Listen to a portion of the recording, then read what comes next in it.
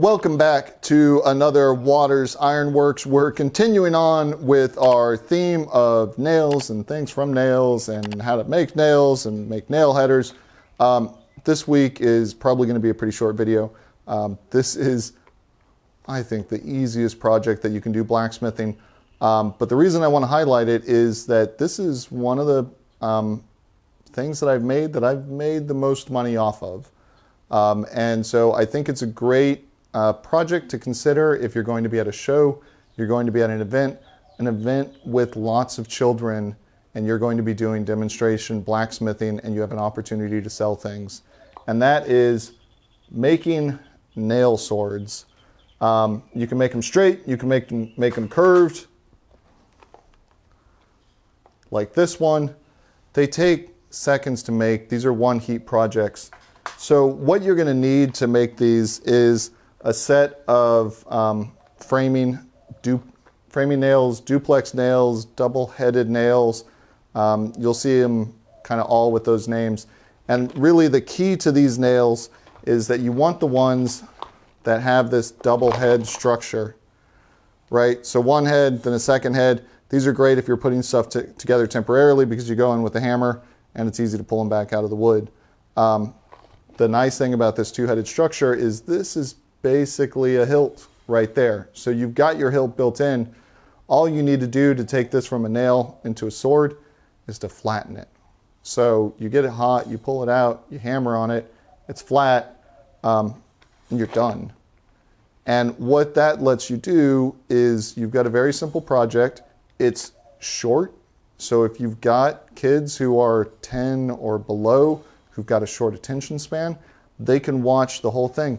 Potentially they can watch it a couple times and they're not going to be bored with what you're doing. So if you've got people that are just kind of streaming by, they can stop and listen and talk to you and get engaged for a few seconds.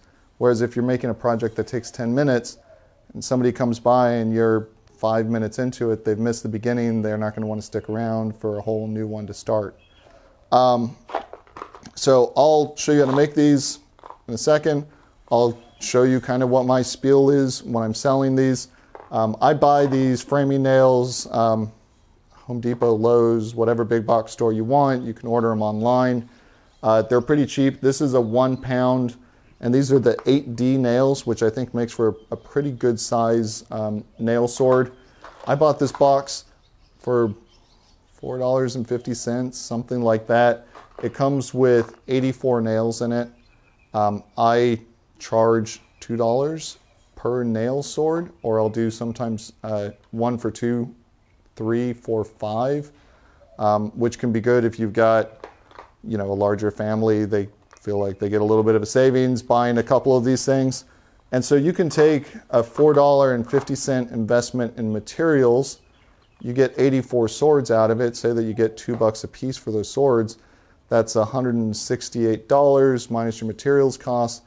This box of nails turns into $160 worth of profit. And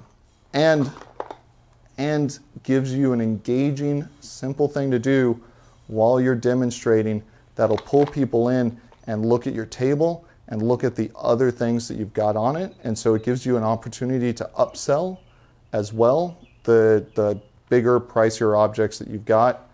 And I can't stress enough how important it is to have a project that you're working on and demonstrating that you can still talk to people while you're doing it, right? If you're focused on your project and you're really having to work at it, it's going to be less interesting for people, right? You need that personal engagement. So these little nail swords, they're great.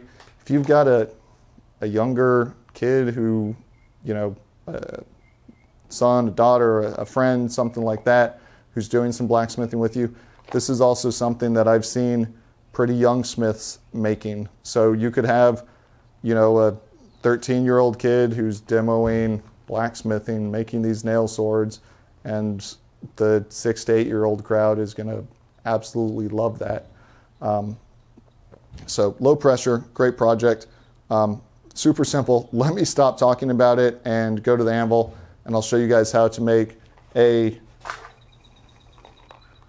straight nail sword and the curved nail sword. Same thing, just one of them is bent over the horn of the anvil. And I'll walk you through the kind of spiel that I normally give when I'm making these. So let's make a nail sword. We bring it over the anvil.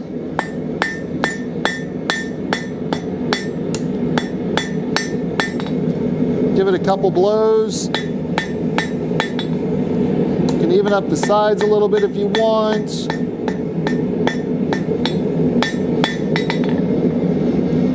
And at this point, really the question is, do you make it curved and do you flatten out the handle? For this one, I'm going to leave it just like that. Take it, quench it.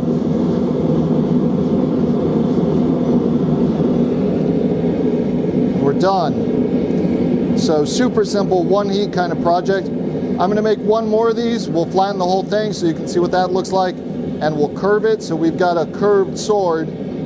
And then I'll do a third one where I walk you guys through my entire spiel that I give when I'm demoing making these nail swords and selling them to the public. So let's grab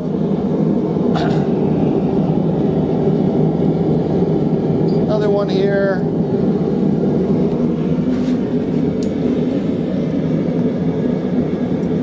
Flatten out this end first.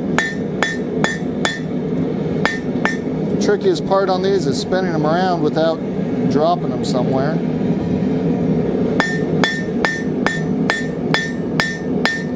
And then just over the horn of the anvil, give it a couple taps. Now we've got a scimitar or a long sword. And if you're selling these, it's good to make a mix of them, or if you have somebody who's interested in buying one of them, you can ask them which style do they want. Do they want it straight? Do they want it curved? You can even take these and go fancy with them. I haven't done it, but I've heard about people, you know, a little bit of hot glue, putting a little gem on there. You can get different colored sort of gems. And now you've got your sword of power, your sword of wisdom, and you can upsell those a little bit more. But let me walk you guys through when I'm demoing, when I've got kids especially who are watching, and I'm talking about blacksmith, how do I do this? And then how do I turn it into sales? And that's one of the greatest things about this is they're easy to make. It lets you carry on a conversation with the people who are there, and you can sell these basically as fast as you can make them, assuming that you've got an audience coming through. So we'll grab the next one. And the first thing I tell the kids is, hey, we've got to get the steel hot, get it nice and glowing so it's bright, and we're going to prove that it's hot by taking it out of the forge. And you can see it's glowing, and we'll tap it against the anvil. Oh, look at that, it's on fire. All right, now let's flatten it out, make it into a sword.